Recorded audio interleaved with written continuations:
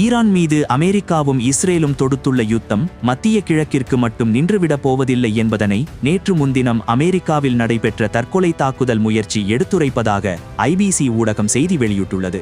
அமெரிக்காவில் உள்ள மிகவும் பிரபலமான யூத வழிபாட்டிடம் ஒன்றை நோக்கி வெடிமருந்துகள் நிரப்பப்பட்ட வாகனம் ஒன்றுடன் சென்றுள்ளார் அயமட் முகமது ஹசாலி. அந்த வேளை அங்கு 140 மாணவர்கள் இருந்துள்ளனர்.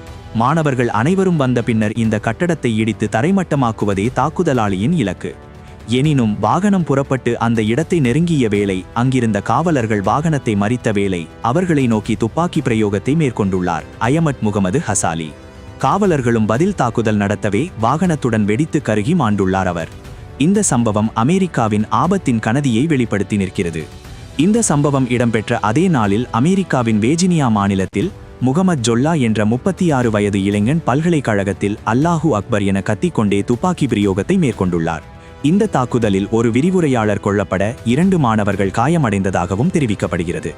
இந்த தாக்குதல் சம்பவங்கள் அமெரிக்காவையும் இஸ்ரேலையும் ஈரான் இரத்தப்பழி வாங்கும் என ஈரான் புதிய உச்ச தலைவர் தெரிவித்த சில மணி நேரங்களில் இடம்பெற்றிருக்கின்றன என ஐபிசி செய்தி வெளியிட்டுள்ளது.